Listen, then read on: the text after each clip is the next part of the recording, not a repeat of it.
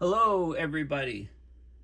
My name is Paul Beckwith, and in this video today, I'm going to give you an update on methane seeps in the oceans around the world. So there's methane on many coastlines around the world where there's actually bubbles of methane streaming up from the ocean floor.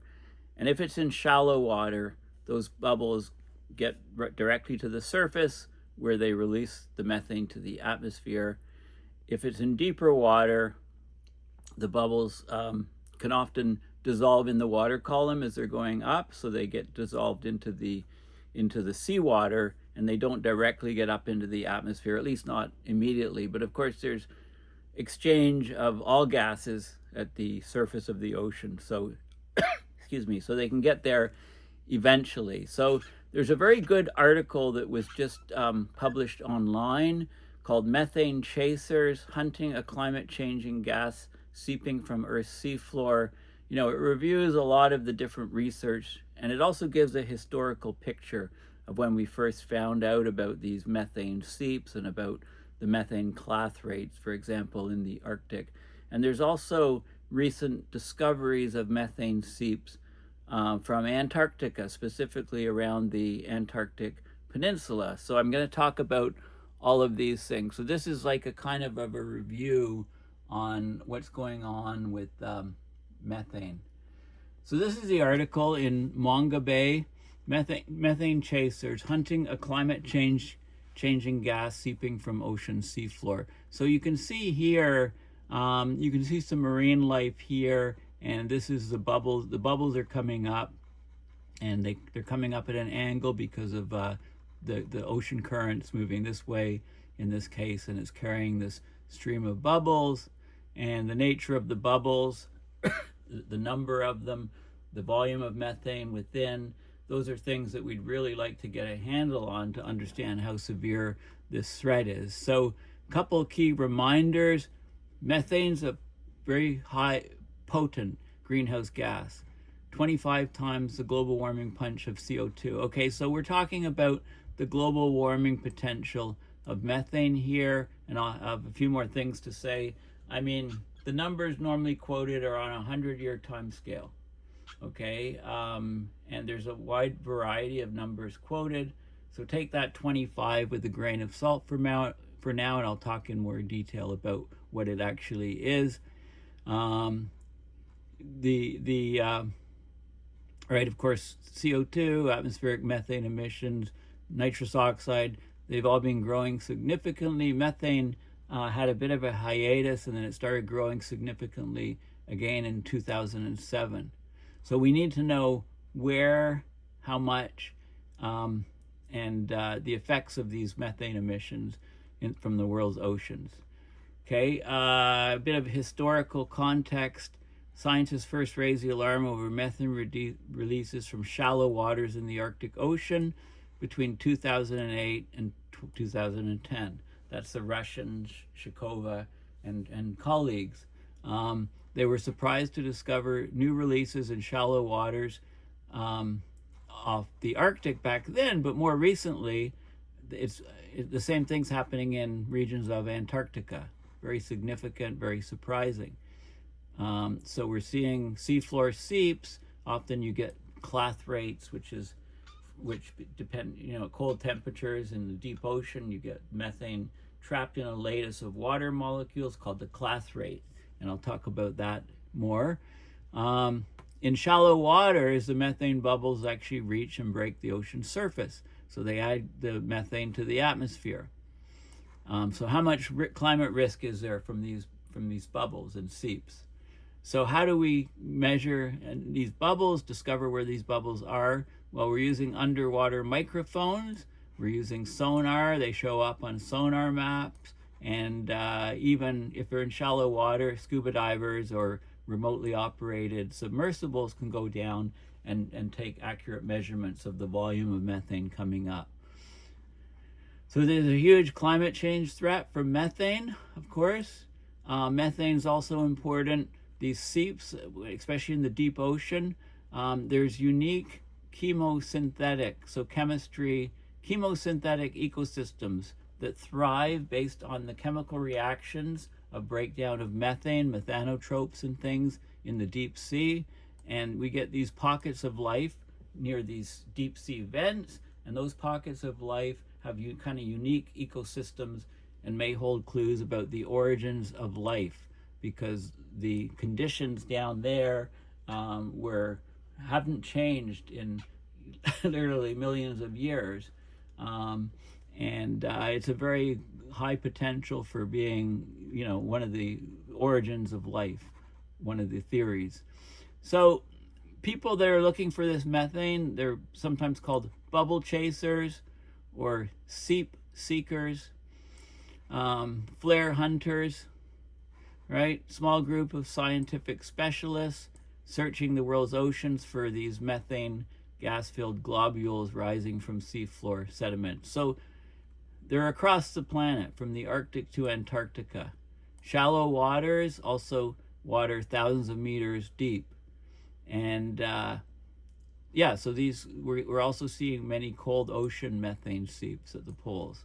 Okay, so here's a map, and these stars are where seeps have been discovered. So Svalbard, Greenland, many in the Arctic, many off the west coast of the US, many in the Mediterranean Sea, off Japan. They're all over the world. They're ubiquitous. Antarctic Peninsula, Antarctica, there's seeps discovered there, many off New Zealand. Okay, so the references are all to follow. Some of them are in my description. So this is a seep here. The bubbles are coming up. You can see some whitish formations, which are the methane clathrates. So this is off the coast of Chile, a methane seep off the coast of Chile. The seeps were found using sonar. So sonar basically discovered the bubbles, and then you can send down ROVs to take photos, etc. Okay, so the seeps are fascinating and extreme environments. So this researcher looked at ancient methane seep sites in Italy's Apennine Mountains. So basically, when the surface crust of the Earth was thrust, once underwater, and it was thrust up into mountains, and there's remnants of these ancient methane seeps that can be found even in these mountains. So we really want to know how much gas is escaping the seafloor sediments, getting into the atmosphere. It's a simple question, but challenging to answer. You can't use satellite data. You really have to go there and measure it. Interestingly, it's described as ubiquitous, but unique. So it's everywhere, but unique. Each one of the seeps is different. There's tens of thousands of methane seeps along continental shelves around the world, but each one is slightly different. The methane released is mostly generated, it's by microbial decomposition of organic matter that settles in seafloor sediment. So you've got sediments that are descending down to the ocean floor, building up sediment slowly over time. The organic matter in those sediments can then decompose and produce methane bubbles, or it can be geologic. They can be from deeper down. Okay, and also when the sea ice retreats, for example, in the polar regions, then water temperature is higher. It can thaw some of the seafloor, and you can get these bubble releases, like popping the cork from a champagne bottle. So interestingly, this is some physics about the bubbles. So you can see the bubbles coming up, and again, they're angled because of the ocean current is pulling them. And you get a distribution. You can get very small to much larger ones. So these are the very small bubbles, less than about a millimeter in size, like these guys here. They're spherical. They're almost spherical. And then they become, as they get larger, so as pressure is released, as they rise to the surface, or if they collide with each other and get larger, then you get ellipsoidal type shapes in the several millimeter range. And then when they get even larger, you get very irregular shapes. So these are very large bubbles. Okay, so the key is, what is the bubble distribution at the seep? right at this ocean floor? What is it as you go up through the water column? How do we get a good accurate measurement of the volume of methane in these bubbles? Okay, so the flux of methane. Now here's some great pictures of sites. This is the cinder cones methane seep, the first active Antarctic seep studied. Okay, so the white white areas are the methane clathrates, a lattice of water molecules, each holding a methane molecule. Very cold down there. This was in 2012 when it was first measured. This was in 2016. A lot of the clathrates have melted, have disappeared. There's fewer of them. Here's a shallow site. Right, it's a various different depths, but there's a shallow site. In 2016, they found seepage in a 7-meter water depth, 23 feet. And scuba divers could go down and see and document this area. Okay, below about 200 meters or 650 feet, the gas bubbles actually dissipate. So as they rise to the surface, they can dissipate and not get to the atmosphere, not bring the methane up to the atmosphere. They can dissolve basically in the water column or get digested by organisms with a taste for methane. But in shallow waters, bubbles will burst at the surface of the sea and enter the atmosphere. And this matters, okay, because of the global warming potential of methane, which I'll discuss more of in a minute. Again, I said take that 25 times with a grain of salt. So recently, scientists found dozens of new cold seeps in Antarctica, some in merely 5 meters of water. So the concern is how much methane is getting into the atmosphere, and is that increasing with the warming Southern Ocean and the collapse of Antarctic sea ice? Of course, the answer we know is yes. More and more is going in. The risk is higher. If the Antarctic seeps follow the behavior of other global seep systems, there's a potential for rapid transfer of methane to the atmosphere.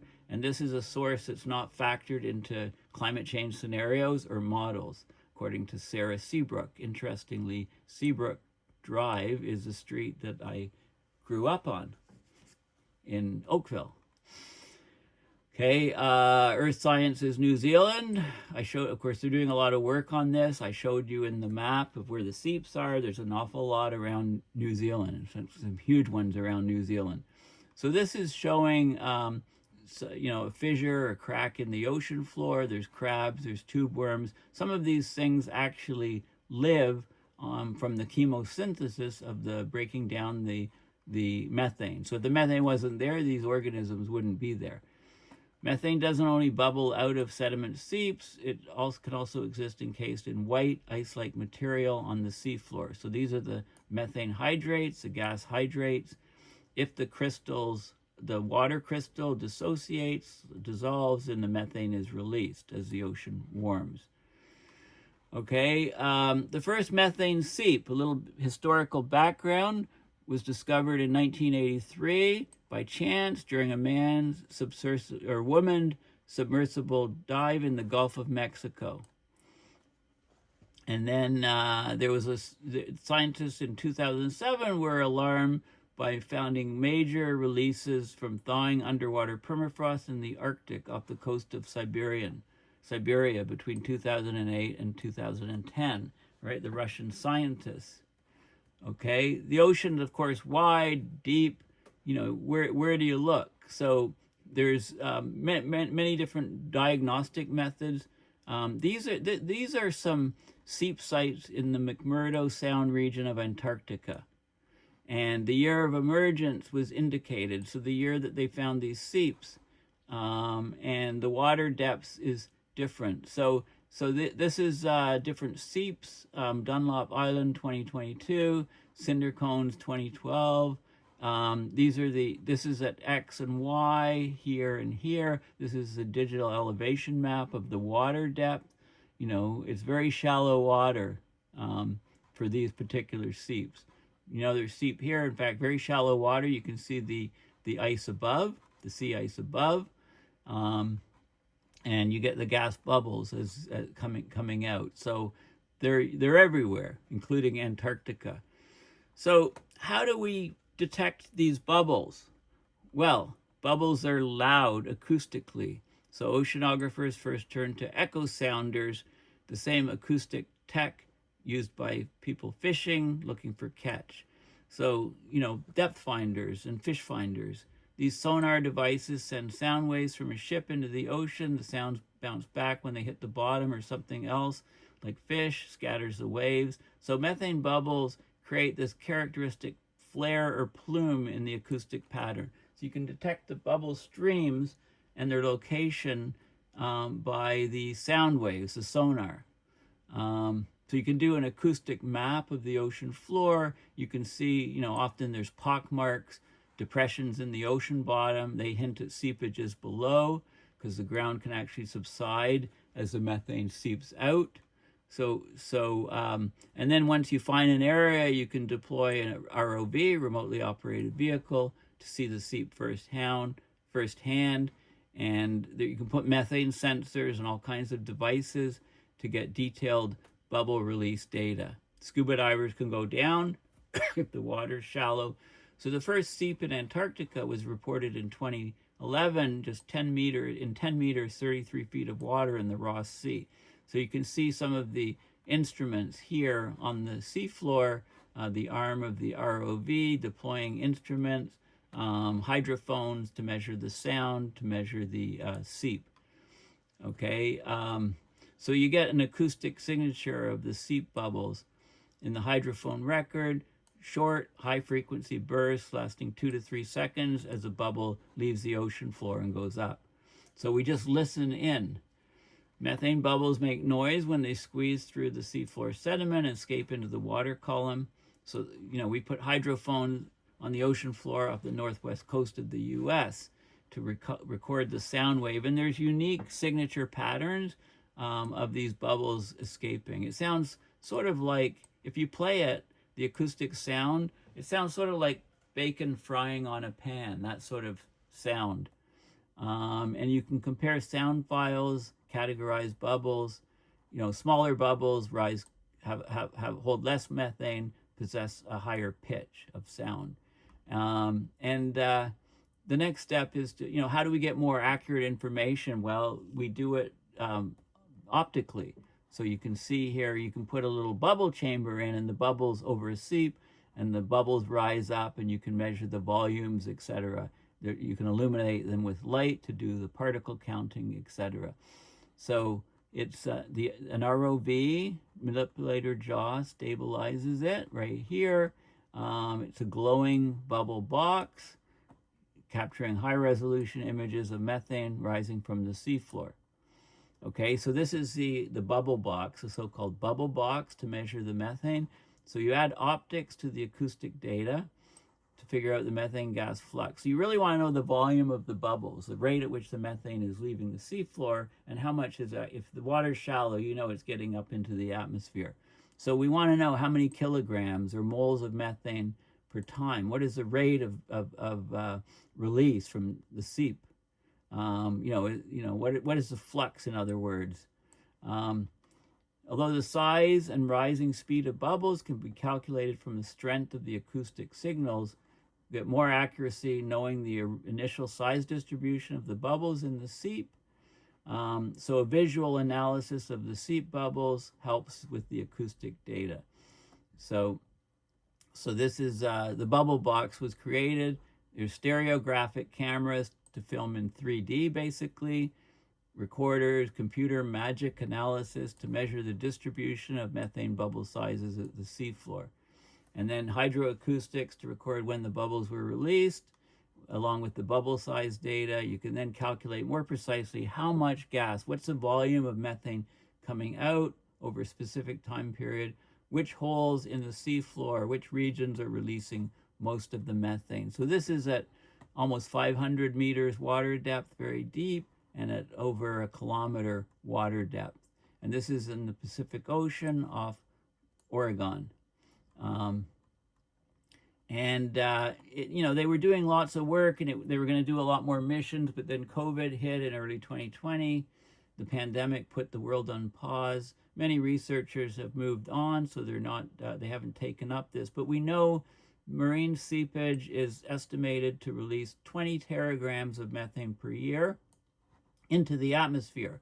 So there's a lot more seepage, but it's estimated that 20 teragrams makes it up from relatively shallow water into the atmosphere. But there's a lot more going into the water column around the planet that doesn't get into the atmosphere immediately, but I stress immediately. So that 20 teragrams of methane, that's about 4% of annual global emissions. In 2024, 610 metric tons.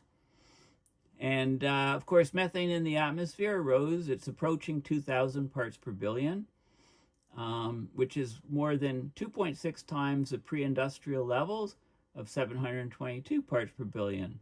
So these levels continue rising by often record annual amounts. And there's a global methane budget, a very detailed review paper on the global methane budget.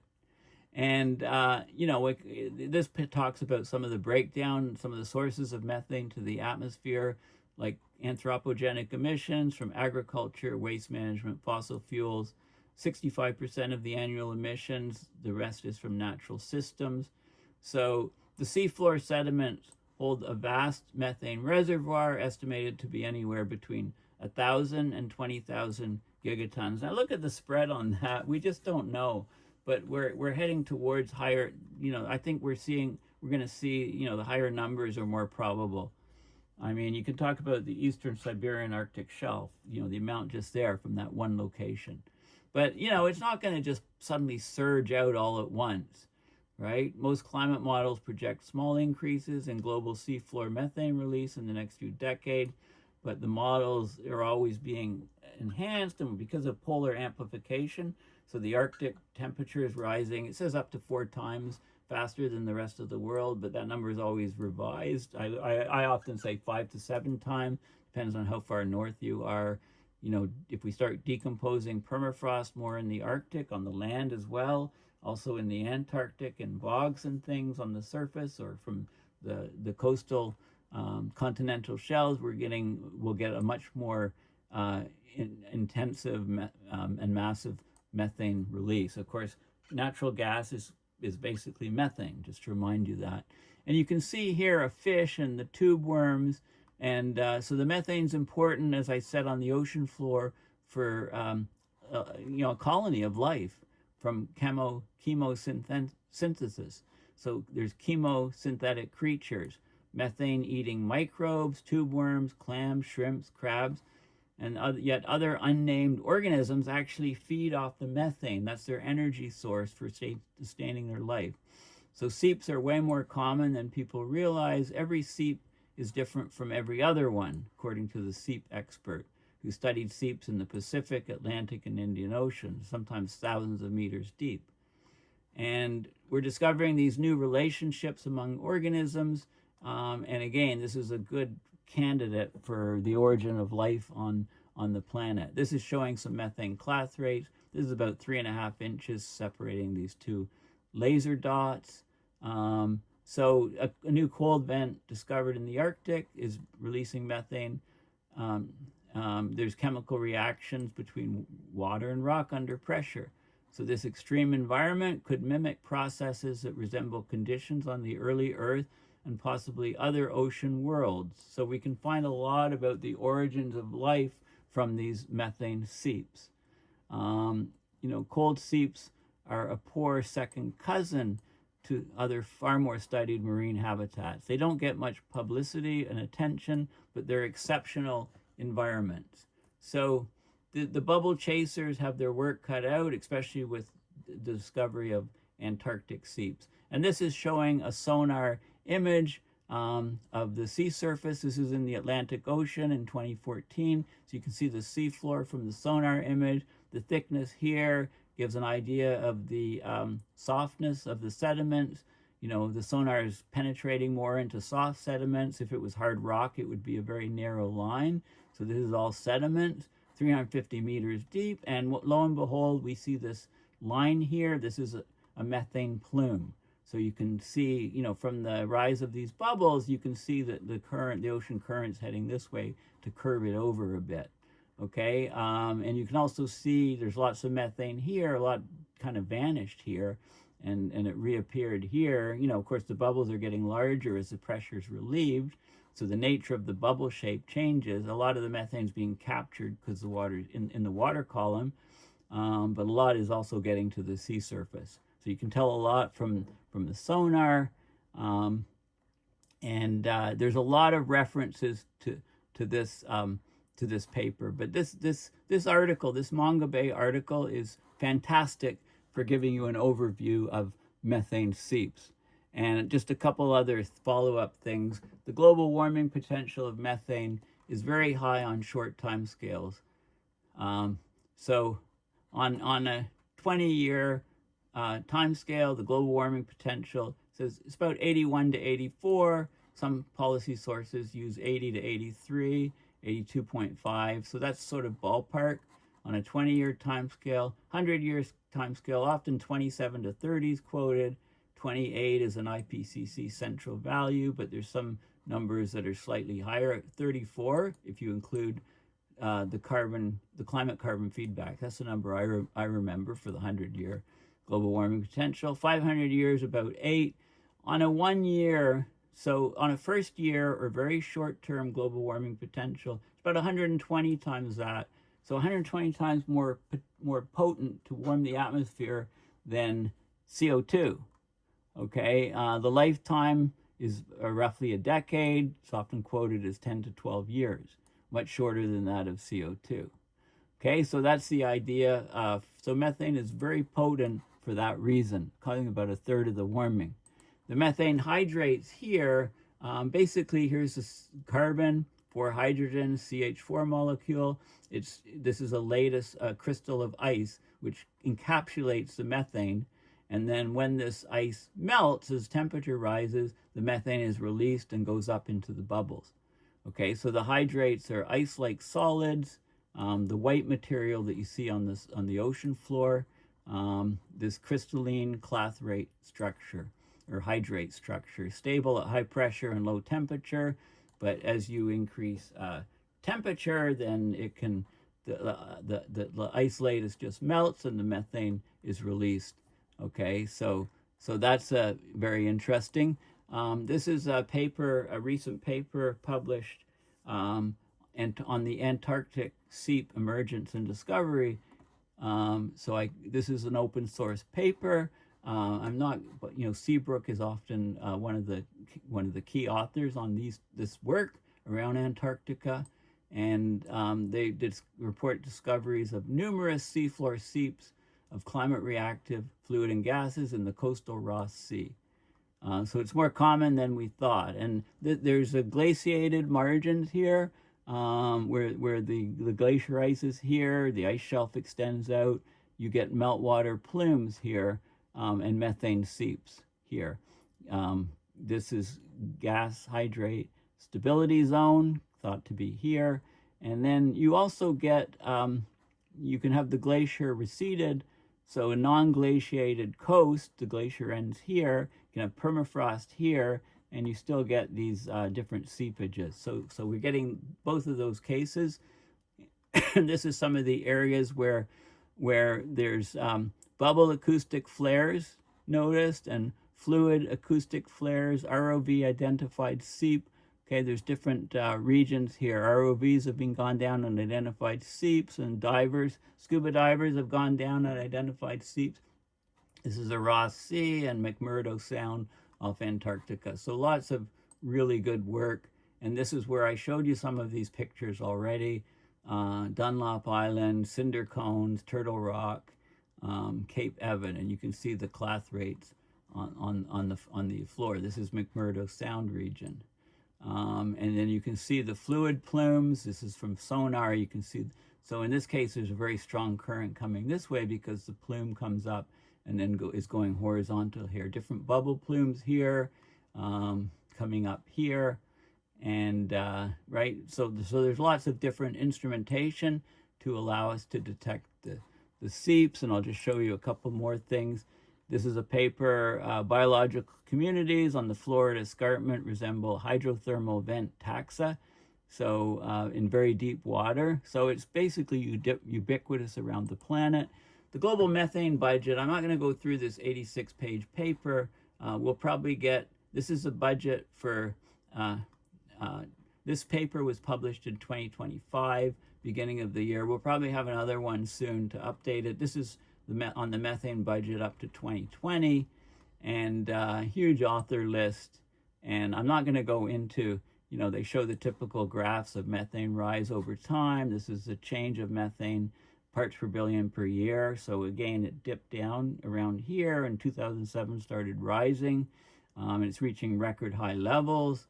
And I'm just going to scroll down to page 42, I believe, because they have things like this.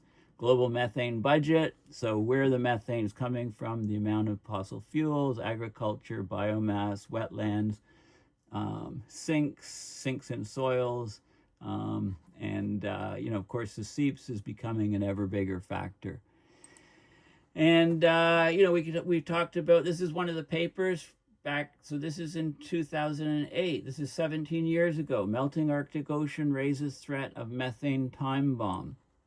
Right, the idea of methane time bomb, and it talks about the Russian and other scientists looking at the Arctic Ocean continental shelves, the Eastern Siberian Arctic shelf, and the warming that is huge there, and these methane chimneys coming out, and it was a big, huge scare. So, it's still a big deal, right? So new fears of a methane time bomb. So this is back from 2017. I'm putting it in here for historical reference. And then there's been papers. This is fairly recent. This is a paper from, well, 2022. Marine bubble flow quantification using wide baseline stereo. So this is like the bubble device, right? To film from 3 different cameras in 3 different directions to give like a stereo or 3D image of the bubbles. This is all in trying to figure out the volume of the bubbles that are coming up. And this is a good article from November of 2025. International research team discovers a potential source of abiotic methane in the Arctic Ocean. So this is methane that's not from decomposition of biological material. It's actually more from geothermal cases. It's a study by the Arctic University of Norway, a venting system on the seafloor of the Arctic. So this is showing, I showed you this image, it's got the 2 dots, 3.5 inches apart. And this is up near, you know, Fram Strait, just west of Svalbard. So again, if you look at the map of where all the seeps are on Earth, you get them here. So they're looking at active venting, like through cracks in the Earth and so on. And there's all kinds of different life here, which is using the chemosynthesis. This is like 2,700 meters water depth. So this is like 2.5 kilometers, more than 2.5 kilometers down, very, very deep water. The methane's seeping up and you're getting a whole ecosystem of life. You know, these pockets can happen and they're all kind of different, but there's many of them around the planet. So it's really, really likely that life originated from this sort of thing. So anyway, I hope I've given you a good overview. Please consider donating to my website, paulbeckwith.net, to PayPal, or you know, I have a GoFundMe here as well for my climate education initiatives, for doing these videos, etc. So thanks for listening, and bye for now.